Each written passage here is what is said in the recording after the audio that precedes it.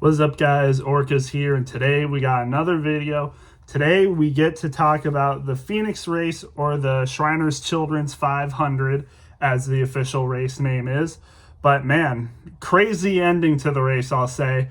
I will say off the bat, this was probably the worst race of the season. I don't want to be too negative though, because this was still a pretty decent race. But I will say this, I would say this race kind of had me dozing off a little bit more at some points than all the other races. But still, this was a really good race, except for some few things.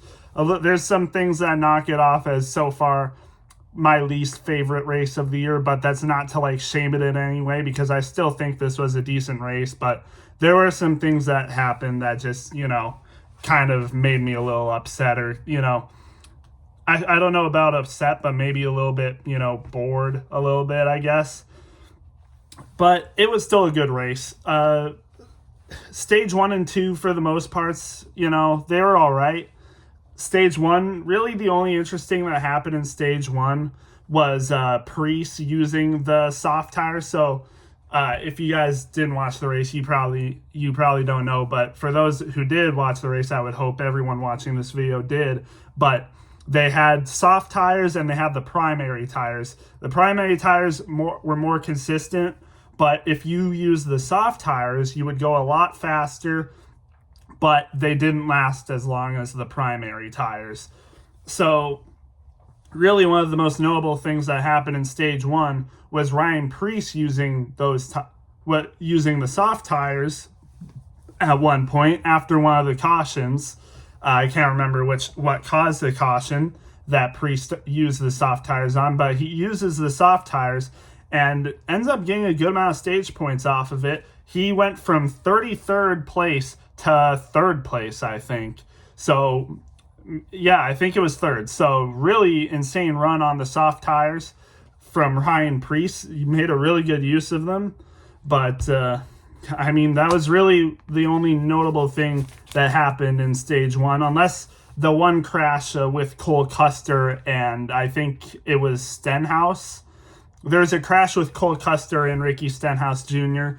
That might have been in Stage 1. I can't remember. But then we go to Stage 2, and we see a lot more people starting to use the soft tires. But there was an insane crash that happened as well, unfortunately taking out my favorite driver, Chase Briscoe. Just unfortunate. It's been a weird start to the year for Chase Briscoe. He has that penalty, but gets it back. He had a 4th at Daytona. He did not have a good Atlanta. Finished 14th or 13th at COTA after having a pretty rough day. Was running in the top 10 for a little bit, but then, fell back.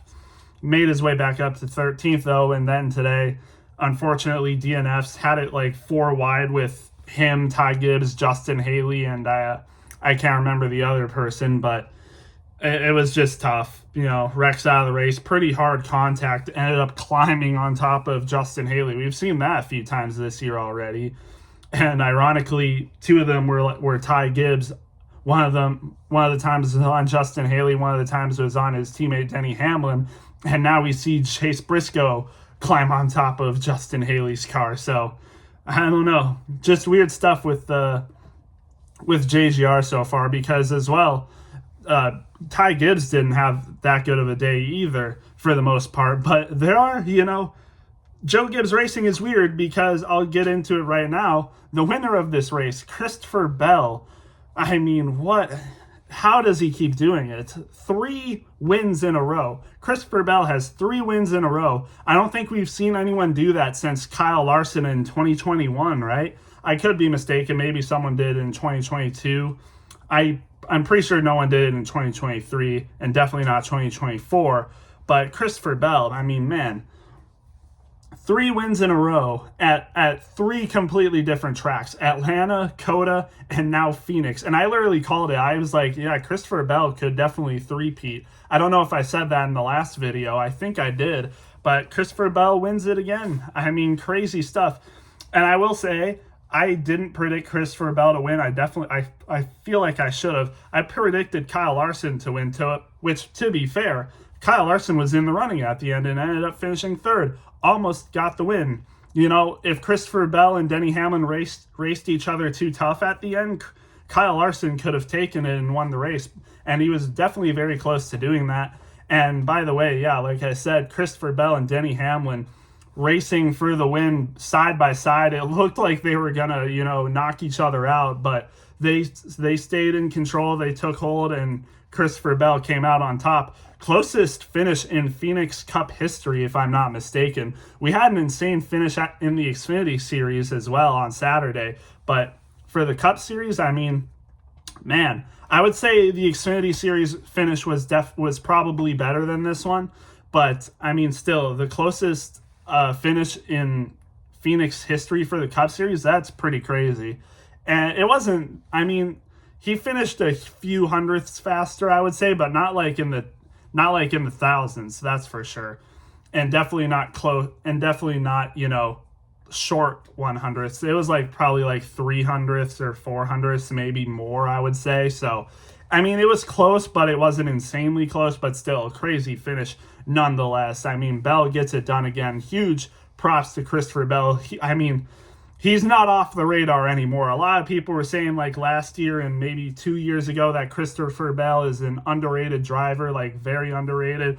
But I don't know if you can say that anymore. I mean, 3 wins in a row, that's going to get everyone's attention.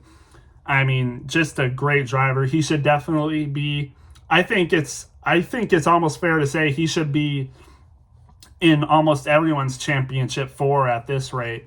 There's just no way. He's too good. Too good. Just a great start for JGR. I mean, only 2 teams have won races so far. Hendrick won at Daytona, and now JGR has won 3 races in a row, specifically with Christopher Bell. That's just crazy stuff. Congrats to him. Such a good racer, and you guys know one of my favorite drivers as well. JGR in general, I do like as a team, and Christopher Bell, one of my favorites, and Chase Briscoe obviously is my favorite. Unfortunately, he did not have a great day, but at least Christopher Bell did. And then Denny Hamlin, again, like I said, came in second right next to him, and honestly could have won the race. But if you watch the race, I would say mostly everyone would say Christopher Bell was the most deserving. I think he won stage 1. I can't remember. I think he did, though. I can't remember who won the stages, but I'm pretty sure Christopher Bell won one of them. I can't remember who won the other one. Maybe it'll come to me when I read the other drivers, but I don't know. Again, crazy race, but again, like I said, that huge crash in stage 2, coming back to that, took out so many people. Chase Briscoe, of course, one of them, Carson Hocevar, Justin Haley, Shane Van Gisbergen, to name a few of them, and we'll get into other people later. Just a crazy crash. And, Spire, weird day for Spire. All of their cars qualified in the top 10, but I'm pretty sure all of them finished outside the top 20. Weird day for Spire. A lot of them had issues, and it wasn't even like they were, bad cars, because Hocevar finished in the top 5, I think, after stage 1. So he had a decent car. But I think it just came down to this tire strategy. Some people going soft tires, some people going primary tires at different times, and it just shook the whole field up. So Hocevar ended up being in the back at one point, and that's how he got into the wreck and crashed. And a lot of other cars that were doing really good. Chase Briscoe was in the top 15, if I'm not mistaken, in stage 1, and got shuffled back because of different tire strategies. So just unfortunate there. A lot of people involved in that wreck, and I'm pretty sure this race now has the record for most DNFs for a Phoenix race. By my count, there was 11 DNFs. That's crazy.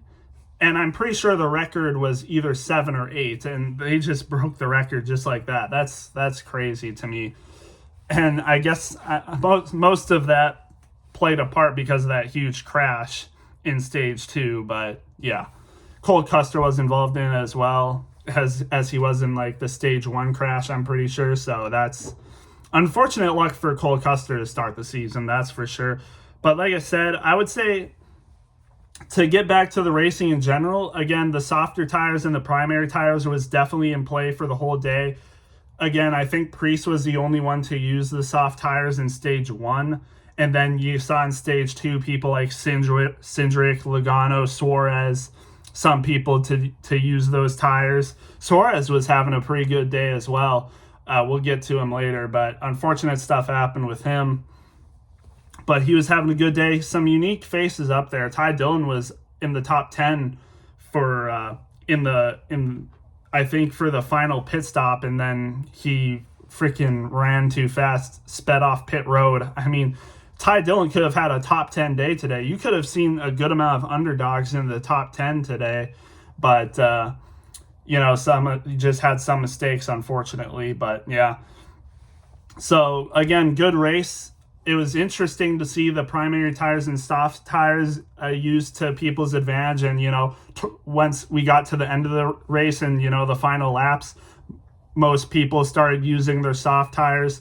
Most people were on their soft tires at the end of the race. Only a few weren't because they burned all of their soft tires. But, it could have been an interesting strategy day. And like I said, a lot of underdogs could have possibly benefited off of it.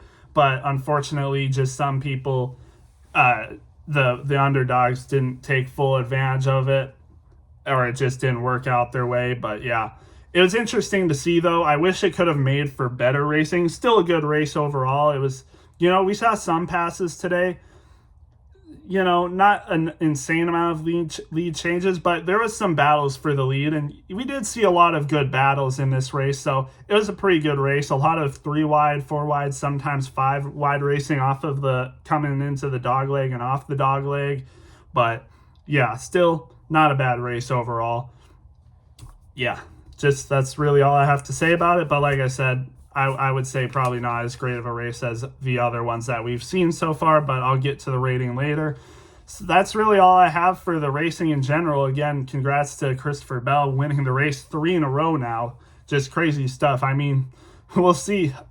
We'll see if he can win next week. We got Las Vegas next week, and Christopher Bell's pretty decent at Las Vegas as well. So we'll see what he can do. If he can win 4 in a row next week, I think we all have to take into consideration how good Christopher Bell really is. But, I mean, yeah. But anyways, let's get into the drivers. Again, like I said, Christopher Bell won the race. Congrats. Denny Hamlin made it a close second. He wasn't really in contention for the win all that much this race until the very end, where he started creeping into the top 5.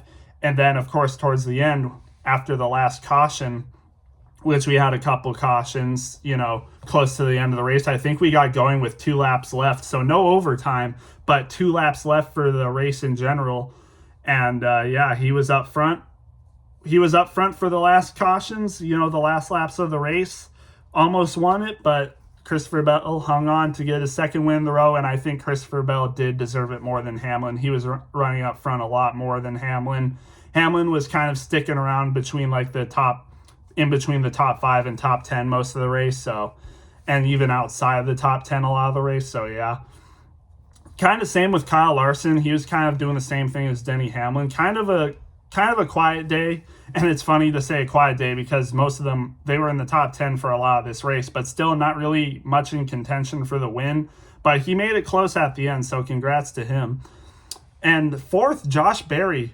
Like I said, I think there could have been a little more underrated drivers in the top 10, but Josh Berry, hey, one of the underrated drivers in the top 10 and actual top 5. So good for Josh Berry. He was running really good all day, had a good car, and it might be fair to say that maybe Harrison Burton was the problem because Josh Berry has definitely been running better than Harrison Burton has so far. And of course, he already gets a top 5 at a non-drafting track, so congrats to Josh Berry. Hopefully he can continue to be this good in the rest of the season. And we've seen that he's been pretty decent at super speedways as well with the Wood brothers. So I think he's had a decent start so far. Chris Buescher rounds out the top 5. Really good race for Chris Buescher. He wasn't really in the top 10 for a lot of today. He was more running in the between 15th to 20th or something like that most of the day. But, towards the end of the race, a lot of cautions happen, and he finds himself playing the good strategy and ends up getting a top 5. So good for him. William Byron was running really good all day. He might have been the one to win the other stage. I can't remember. But he was in the top 5 for a lot of this day. He did have a penalty on pit road, I think. So that's why he's not in the top 5. But he rebounded really well. So, yeah, he went a lap down, I'm pretty sure, and got that lap back in the final stage and ends up getting a 6th place, so good for him. Alex Bowman, 7th. He wasn't having the greatest day today. He was kind of like his teammate Chase Elliott, which we'll get into, where they were kind of running outside the top 10 most of the day, but ends up with a 7th, so good for him. Kyle Busch was running in the top 10 a lot of this day, ends up with an 8th, so good for him. And then the other underrated driver that finished in the top 10 today is Zane Smith.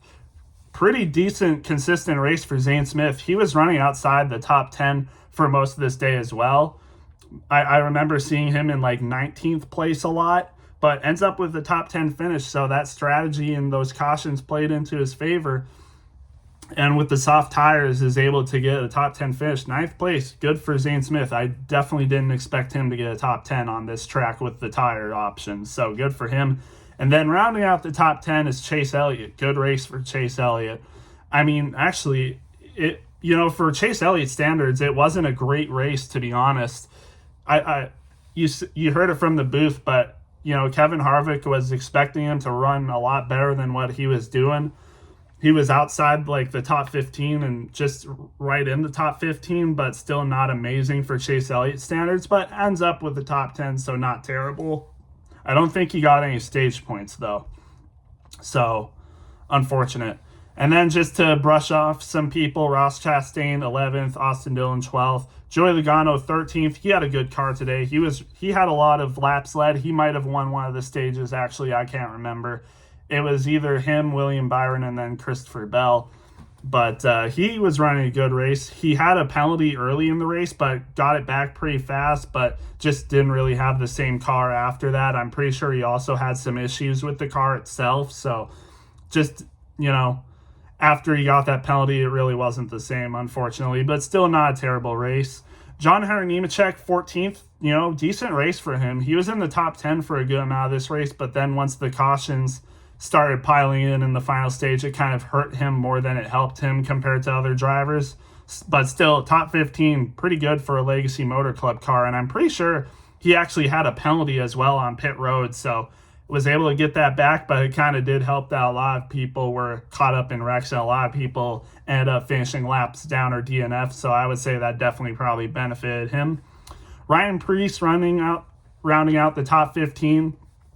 Pretty good race for Ryan Preece. He was running in the top 10 a lot of this race, and like I said, used the soft tires in stage 1. Maybe shouldn't have done that, but still top 15, and he got a lot of stage points today too, so pretty good day, all things considered, for Ryan Preece.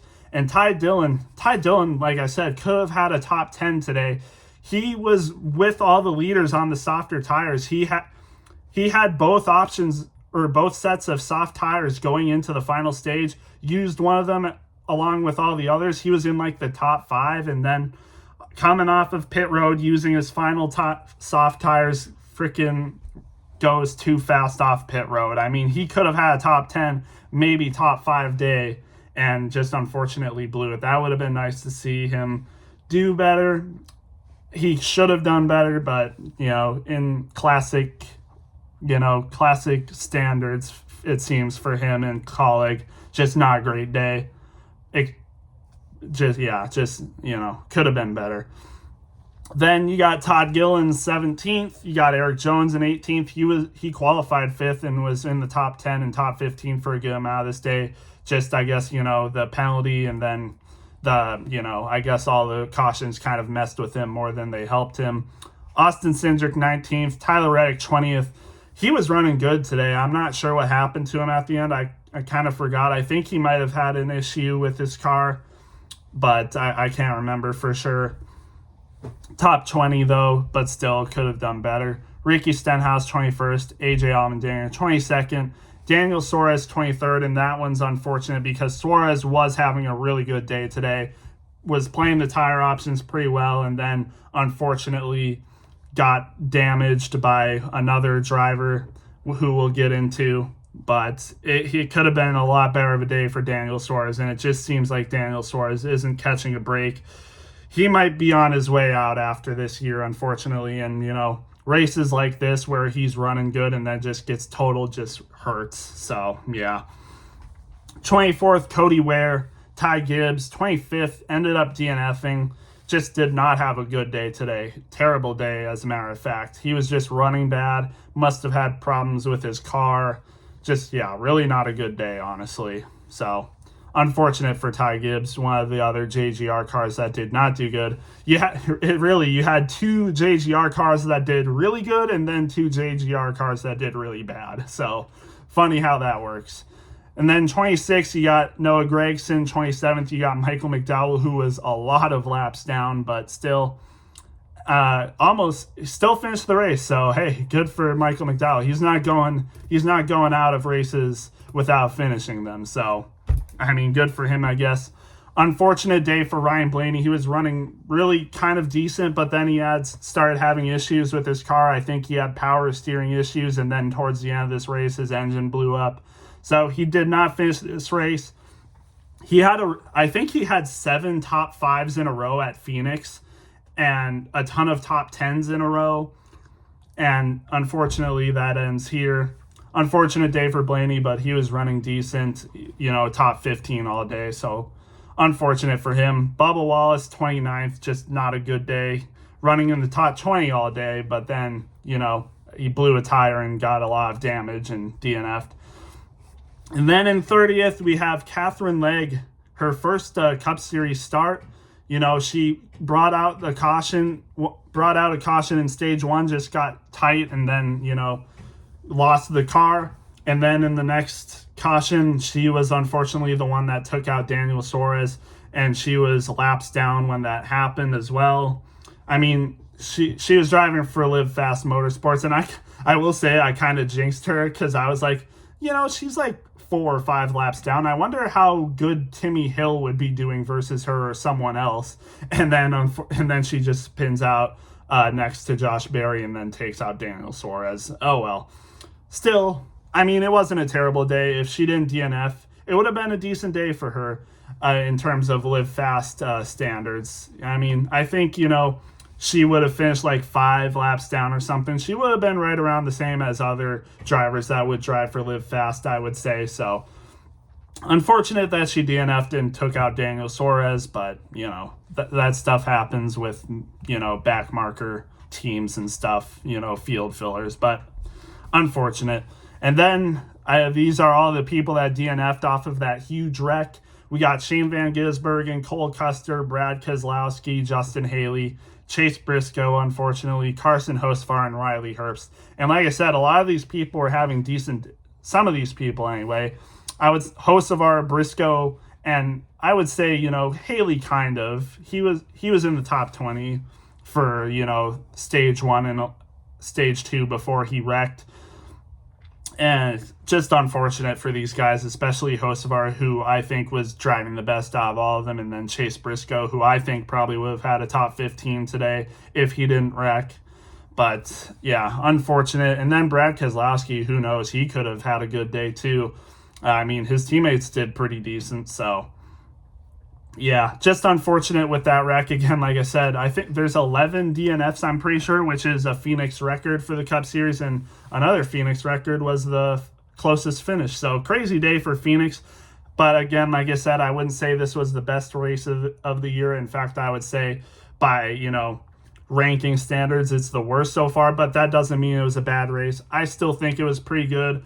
I think I would give this race like a 7.9 to an 8 out of 10, so like a B tier race, which is pretty good, still pretty good to be honest. B tier race, just not A tier like the other ones have been. So still good race though, pretty good, really good finish, and it was interesting for the most part. Again though, some of the racing was a little slow and I was getting a little bored from some of it, but still good race. I'm excited to go to Phoenix next week, or watch Phoenix not Phoenix. I'm excited to watch Las Vegas next week. Thank you. But yeah, good race, pretty good race. And yeah, that's all I have. And we'll see you guys in the next one.